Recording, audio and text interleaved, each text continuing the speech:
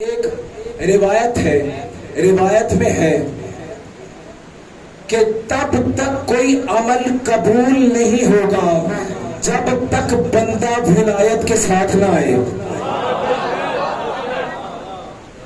اصل اس کے بعد کا مرحلہ ہے، کہا تب تک کوئی عمل قبول نہیں ہوگا جب تک بندہ علی کی ولایت کے ساتھ نہ آئے۔ اور روایت آگے بڑھ کے کہتی ہے تب تک علی کی ولایت بھی قبول نہ ہوگی جب تک بندہ دشمن زہرا پہ تبرہ نہ کرتا ہے۔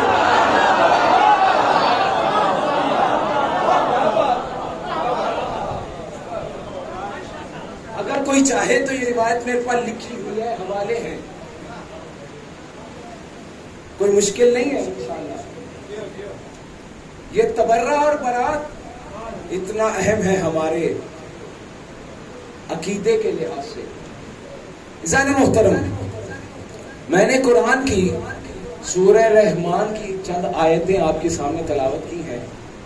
بسم اللہ الرحمن الرحیم، رب المشرقین ورب المغربین فبأی آلاء ربکما تکذبان مرج البحرین یلتقیان بینہما برزخ لا یبغیان فبأی آلاء ربکما تکذبان۔ اللہ تو وہ ہے جو دو مشرقوں کا بھی رب ہے، دو مغربوں کا بھی رب ہے، اور تم دونوں اللہ کی کون کون سی نعمتوں کو جھٹلاؤ گے۔ مرج البحرین یلتقیان، دیکھو دو ایسے سمندر ہیں جو ملے ہوئے ہیں۔ آپ سلامت رہے، زندہ جاوید رہے، یہی حق ہے سننے کا۔ مرج البحرین یلتقیان، دو ایسے سمندر ہیں جو ملے ہوئے ہیں۔ بینہما برزخ لا یبغیان، دونوں کے درمیان ایک ایسی باڑ ہے، نہ ادھر والا ادھر جاتا ہے نہ ادھر والا ادھر۔ یخرج منہما اللؤلؤ والمرجان، یخرج منہما اللؤلؤ والمرجان، یہ دونوں سمندر ایسے ہیں جن سے لؤلؤ بھی نکلتے ہیں، مرجان بھی نکلتے ہیں۔ عزیزان محترم، ابن ابل کوا کی دیکھیں، ہمیشہ تفسیر دو طرح کی ہوتی ہے، بعض اوقات تفسیر ظاہری ہوتی ہے، بعض اوقات تفسیر باطنی، یعنی کبھی کبھی ظاہری معنی امام بیان کرتے ہیں کہ اس آیت کا ظاہری معنی کیا ہے، اور کبھی کبھی باطنی معنی بیان کرتے ہیں۔ دونوں روایات ہیں، ایک ظاہری تفسیر بھی ہے، ایک باطنی تفسیر بھی ہے، ٹھیک ہے۔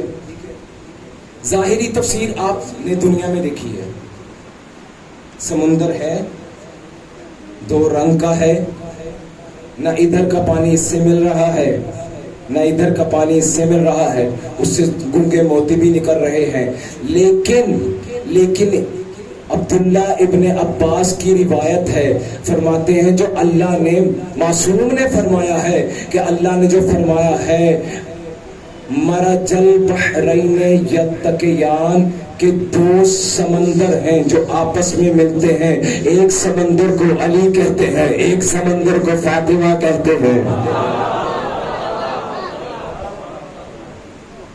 ایک سمندر کو علی کہتے ہیں، ایک سمندر کو فاطمہ کہتے ہیں۔ اور فرمایا جو ان کے درمیان باڑ ہے، جو ادھر کا پانی ادھر نہیں آنے دیتی، ادھر کا پانی ادھر نہیں آنے دیتی، اس سے مراد رسول خدا ہے۔ اور پھر فرمایا یخرج منہما اللؤلؤ والمرجان، یہ سمندر ایسا ہے جس سے لؤلؤ بھی نکلتے ہیں، مرجان بھی نکلتے ہیں۔ فرمایا لؤلؤ کہتے ہیں سبز موتیوں کو، مرجان کہتے ہیں سرخ موتیوں کو۔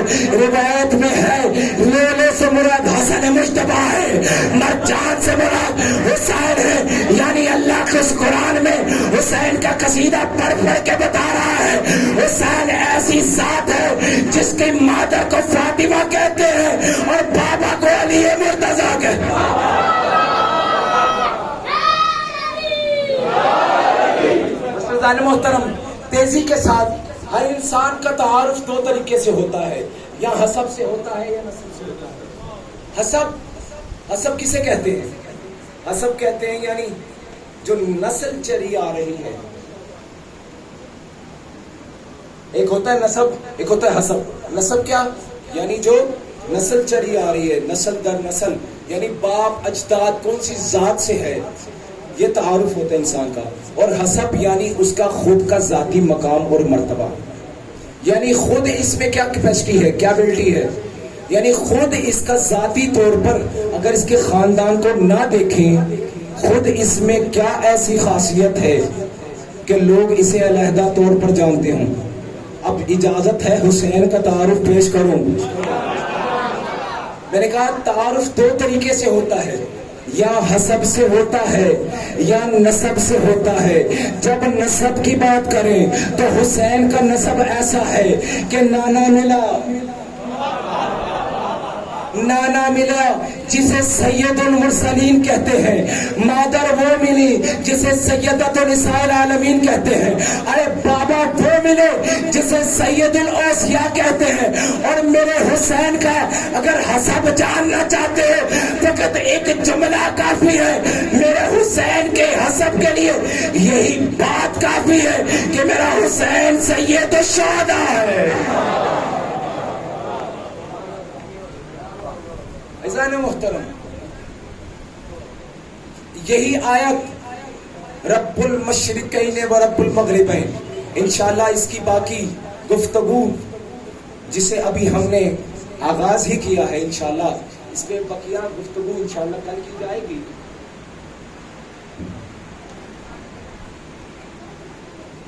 یہ ایام ہیں آزاداری، ایام آزاداری ہیں، ایام عزا ہیں۔ وہ قافلہ جو 28 رجب کو چلا تھا، اپنی سواریوں پہ چلتا چلتا رواں ہوتا ہوتا ایک جگہ آ کے رک گیا۔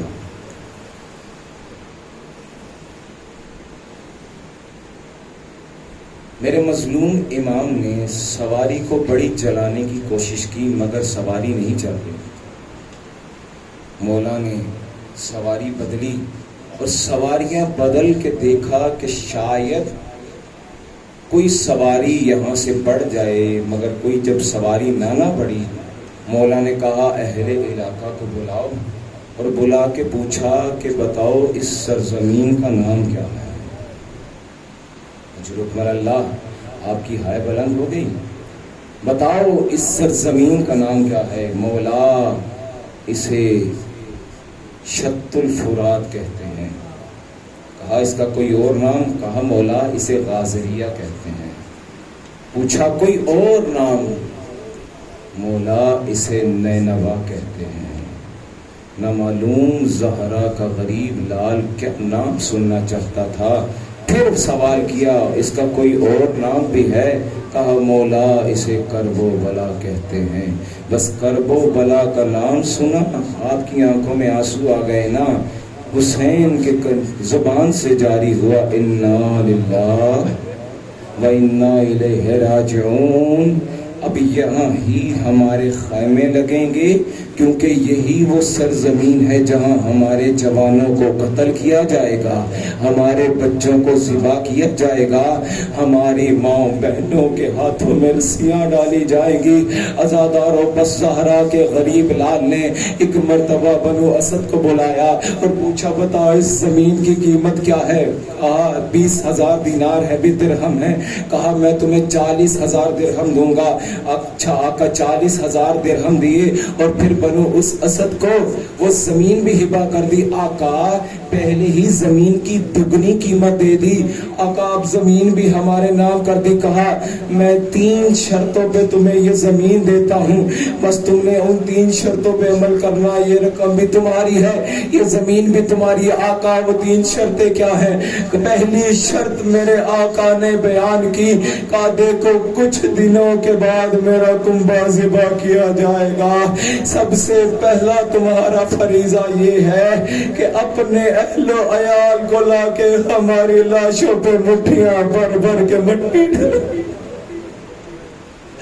اور ہماری دوسری شرط یہ ہے کہ جب ہمارا زائر کربلا میں ہماری قبر کی زیارت کے لیے آئے تو ہم اسے ہماری قبر کا نشان دکھا دینا.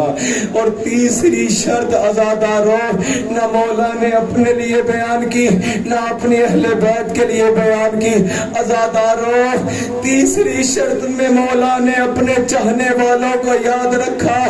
جانتے ہو کیا شرط بیان کی؟ فرمایا جب میں کبھی میرا زائر میری زیارت کے لیے آئے تو 3 دن تک اسے پانی بھی پلانا اسے کھانا بھی کھلانا.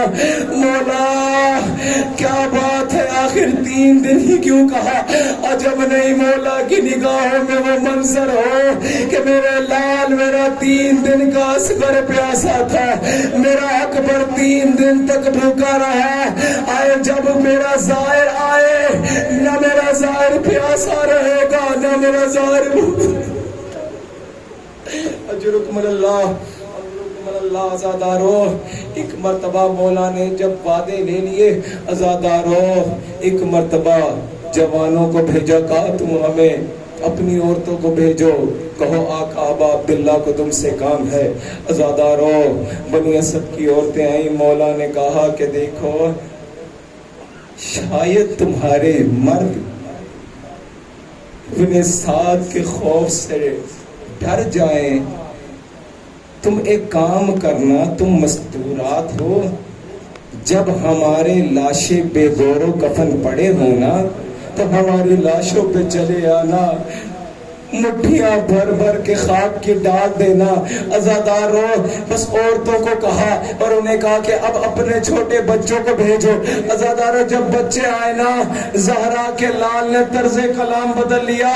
کہا بچوں جب ہماری لاشیں بے گور و کفن پڑی ہوں گی مٹھیاں بھر بھر کے مٹی کی پھینک دینا تم کھیلتے رہیں گے غریبوں کو مٹی لبن ہو جائے.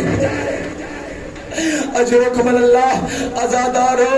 عزادارو زہرا کا لال نے عزادارو یہ خاک جانتے ہیں وہ کون سی خاک ہے؟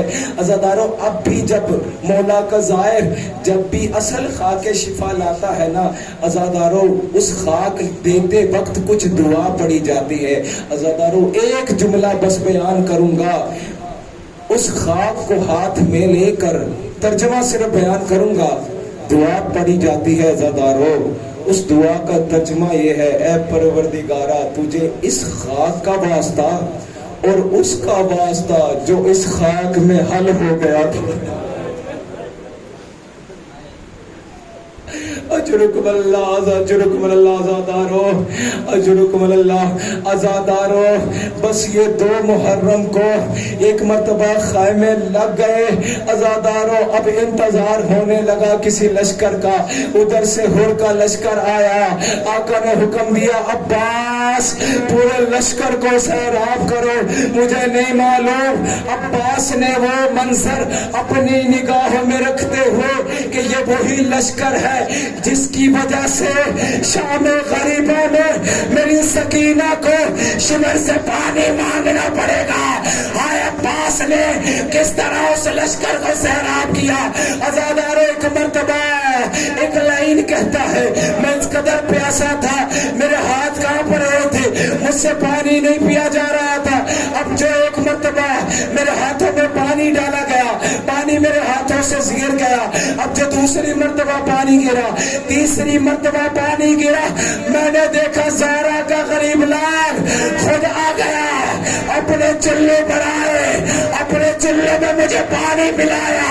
مولا آج تو اپنے ہاتھوں سے ان کے لشکر کو پانی پلا رہے ہیں لیکن آقا کچھ دن کے بعد اسی لشکر کے سامنے اپنے 6 ماہ کے بچے کو کربلا کی تپتی ریت میں کس طرح لے جاؤ گے بچہ زبان پھیر پھیر کے دکھائے گا. مجھے 2 قطرے آپ دے دو شاید اصغر کی پیاس مجھے.